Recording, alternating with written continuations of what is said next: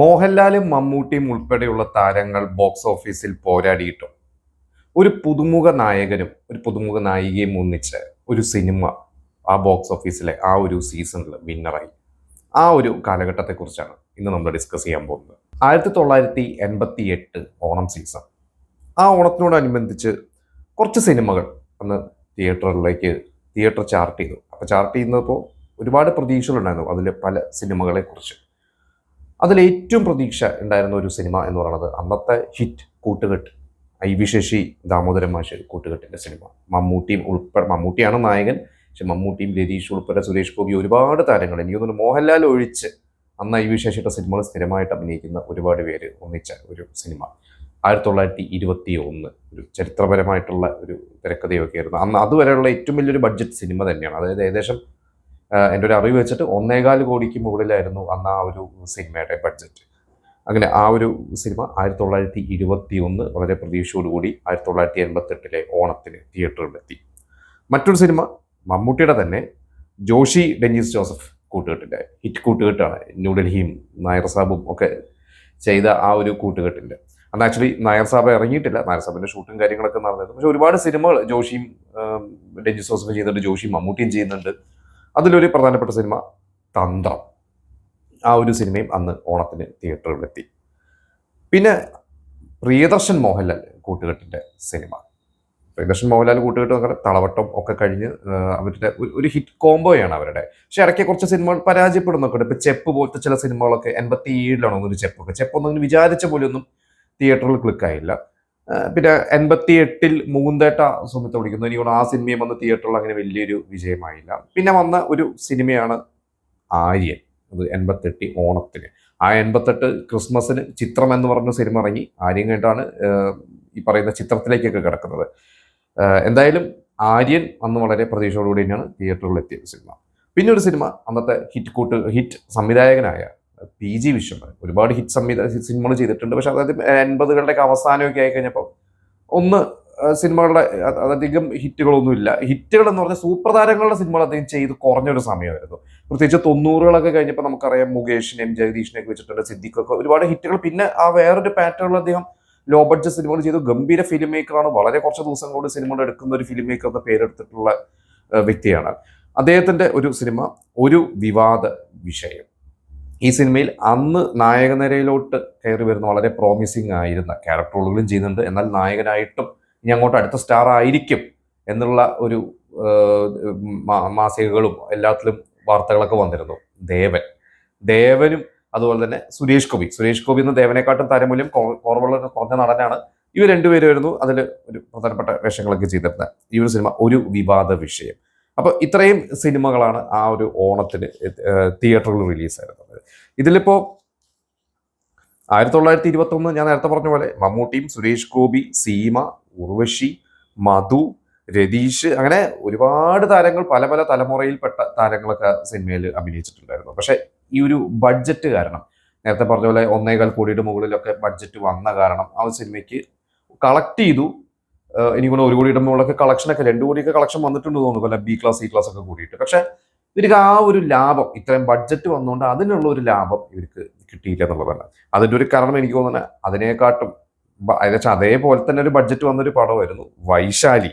Bharathan MT, എത്രയോ കാലം മുമ്പ് ഭരതനും MT ഒക്കെ പ്ലാൻ ചെയ്തിട്ടുള്ള ഒരു സിനിമയാണത്. ഭരതൻ നമുക്കറിയാം ഋഷ്യശൃംഗന്റെ ഒരു പടമൊക്കെ വരച്ച് ഓഡീഷനൊക്കെ നടത്തി ഒരുപാട് പുതുമുഖങ്ങളെയൊക്കെ തേടിയിരുന്ന ഒരു കാലം വരുന്നത്. അന്ന് വിനീതിനെ ആലോചിച്ചിട്ടുണ്ട്. ആദ്യം ഋഷ്യശൃംഗന്റെ ഒരു കഥ എന്നുള്ള രീതിയിൽ ആലോചിച്ചു, വിനീതിനെ ആലോചിച്ചിട്ടുണ്ട്. പിന്നെ ഒരു സ്ക്രിപ്റ്റ് ഒക്കെ പൂർത്തിയായപ്പോൾ വിനീത് ആ റോളിന് ആപ്റ്റല്ല എന്ന് മനസ്സിലാക്കി വിനീത് കുറച്ചും കൂടി യങ് ആണെന്ന് തോന്നിയിട്ടാണ് ഇപ്പൊ സഞ്ജയ് എന്ന് പറഞ്ഞ നടനിലേക്ക് പോകുന്നത്. നായികയായിട്ട് സുവർണനെ കണ്ടുപിടിക്കുന്ന സുവർണ. പിന്നെ രാജാവായിട്ട് ബാബു ആന്റണി. ആ കഥയൊക്കെ എല്ലാവർക്കും അറിയാം, അതൊന്നും ഞാൻ പറയുന്നില്ല. ബാബു ആന്റണി അന്ന് വളരെ യങ് ആണ്. അതിൻ്റെ ഒരു ഡബിൾ പ്രായമുള്ള റോളാണ് രാജാവിൻ്റെ റോൾ ചെയ്തത്. VK ശ്രീരാമൻ, നെടുമുടി വേണു, ഗീത, ഒരുപാട് പാർവതി, വലിയൊരു സ്റ്റാർ കാസ്റ്റാണ്. ഗംഭീര പടമാണ്. പടത്തെക്കുറിച്ച് ഒന്നും പറയേണ്ട കാര്യമില്ല. അറ്റ്ലസ് രാമേന്ദ്രൻ എന്ന് പിന്നീട് അറിയപ്പെട്ട, അന്നും അതെ പിന്നീട് അറ്റ്ലസ് രാമേന്ദ്രൻ എന്ന രീതിയിലാണല്ലോ നമുക്ക് ഇന്നത്തെ ജനറേഷൻ. പക്ഷെ അദ്ദേഹമാണ് ആ സിനിമ പ്രൊഡ്യൂസ് ചെയ്തത്. ആ ഒരു സിനിമ അന്ന് തിയേറ്ററിൽ എത്തിയതായിരുന്നു. അന്ന് ഈ വൈശാലിയുടെ അസോസിയേറ്റ് ആയിരുന്നത് പിന്നീട് പ്രശസ്ത സംവിധായകനായി മാറിയ ജയരാജായിരുന്നു. ജയരാജ് ഒരിക്കൽ പറഞ്ഞിട്ടുണ്ട്, ആ ഒരു സിനിമ അന്ന് റിലീസ് ചെയ്യുന്ന സമയത്ത് അതിൻ്റെ പോസ്റ്റ് പ്രൊഡക്ഷൻ ഒക്കെ നടക്കുന്ന ഒരു സമയം ഒക്കെ ആയപ്പോൾ ഐ വി ശശിനെ കണ്ടപ്പോഴെന്തോ ഇവർ പറഞ്ഞു, ഞങ്ങൾക്ക് നിങ്ങളുടെ സിനിമയാണ് പേടി, ഞങ്ങൾക്കൊരു പേടിയാണ് നിങ്ങളുടെ ഒപ്പിറക്കൽ. അപ്പോൾ അവർ പറഞ്ഞു, ഞങ്ങൾ പേടിക്കുന്നത് നിങ്ങളുടെ സിനിമയാണെന്ന് ഐ വി ശശി എന്ന് പറഞ്ഞു എന്നാണ് പറഞ്ഞിരുന്നത്. എന്തായാലും വൈശാലി അന്ന് ഗംഭീര വിജയമായി മാറി. ഒരു ഒരു ഒരു എന്താ പറയുക, അതൊരു മലയാള സിനിമ കാണാത്ത തരത്തിലുള്ള വിഷ്വൽസും ഒക്കെ ആയിരുന്നു. ആ സിനിമയെക്കുറിച്ച് ഞാൻ പിന്നെ കൂടുതലൊന്നും പറയുന്നില്ല. പിന്നെ തന്ത്രം, ജോഷി ഡെന്നിസ് ജോസഫ് ന്യൂഡൽഹിയിലൊക്കെ അവർ ഭയങ്കര അത്ഭുതങ്ങൾ സൃഷ്ടിച്ചു. അത് കഴിഞ്ഞ് നായർ സാബ് എന്ന് പറഞ്ഞ സിനിമയുടെ ഷൂട്ട് നടക്കുന്നു, അത് റിലീസിന്റെ കാര്യങ്ങൾ നടക്കുന്നു. കുറച്ച് ഡിലേ വന്നു നായർ സാബൊക്കെ. ആ സമയത്ത് ചെയ്തൊരു സിനിമ തന്നെയാണ് തന്ത്രം എന്ന് പറയുന്നത്. അതിൽ ഉർവശി നല്ലൊരു നായികയായിട്ടാണ്. ഉർവശി നല്ലൊരു വേഷം. എനിക്ക് തോന്നുന്നു ഉർവശിക്ക് അന്നത്തെ ക്രിറ്റിക്സ് അവിടെ എന്തോ ചെറിയൊരു അവാർഡ് കിട്ടിയിട്ടുണ്ടെന്ന് തോന്നുന്നു ആ ഒരു വർഷത്തെ. പക്ഷെ തന്ത്രം അന്ന് ഇനീഷ്യലൊക്കെ ലഭിച്ചു. എനിക്ക് തോന്നുന്നു ആ ഒരു ഓണത്തിനോടനുബന്ധിച്ച് ആദ്യം തിയേറ്ററുകളിൽ എത്തിയ ഒരു സിനിമ തന്ത്രമാണ് തോന്നുന്നു. ആ ഒരു ഫസ്റ്റ് തിയേറ്ററിൽ എത്തിയത് തന്ത്രമാണ്. പക്ഷെ തന്ത്രം ആ ഒരു ഇനീഷ്യൽ കളക്ഷൻ ലഭിച്ചതല്ലാതെ പിന്നീട് തന്ത്രത്തിന് വലിയൊരു കളക്ഷനിലേക്ക് പോകാൻ പറ്റിയില്ല. പിന്നെ ഒരു വിവാദ വിഷയം ഇതുള്ള കല്ലു ഡെന്നിസിന്റെ സ്ക്രിപ്റ്റാണ്. നേരത്തെ ഞാൻ പറഞ്ഞ ദേവനും ലിസിയും സുരേഷ് ഗോപിയൊക്കെ അഭിനയിച്ച സിനിമയാണ്. വിവാദ വിഷയവും ഇതുപോലെ തന്നെ അങ്ങനെ വലിയൊരു കളക്ഷനിലേക്കൊന്നും പോയിട്ടില്ല. എനിക്ക് ആ സിനിമ സത്യം പറഞ്ഞാൽ എൻ്റെ കണ്ടൊരു ഓർമ്മയില്ല. പേര് കേട്ടിട്ടുണ്ട്, പക്ഷെ ആ ഒരു സിനിമ കണ്ടതായിട്ട് എനിക്ക് ഓർമ്മയില്ല. പിന്നെ ആര്യൻ, ടി ദാമോദരന്റെ സ്ക്രിപ്റ്റിൽ പ്രിയദർശൻ വളരെ കുറച്ച് സിനിമകളാണ് ടി ദാമോദരന്റെ സ്ക്രിപ്റ്റിൽ ചെയ്തിട്ട്. എല്ലാം ഗംഭീരമാണ്. കലാപനി ആയിക്കോട്ടെ, അദ്വൈത ആയിക്കോട്ടെ, എല്ലാം ഒരു ഗംഭീരമായിട്ടുള്ള സ്ക്രിപ്റ്റുകളുടെ. ആര്യൻ ഗംഭീര കഥ തന്നെയാണ് ആര്യന്റെ. അന്ന് ബോംബെയിലൊക്കെ പോയി ഷൂട്ട് ചെയ്യുക, കുറെ ബുദ്ധിമുട്ടിയിട്ടൊക്കെയാണ് ഷൂട്ട് ചെയ്തിട്ടുള്ളതെന്നൊക്കെ ഞാൻ കേട്ടിട്ടുണ്ട്. അതിൽ മോഹൻലാലും രമ്യ കൃഷ്ണൻ, അതുപോലെ തന്നെ ശോഭന ഉണ്ട്.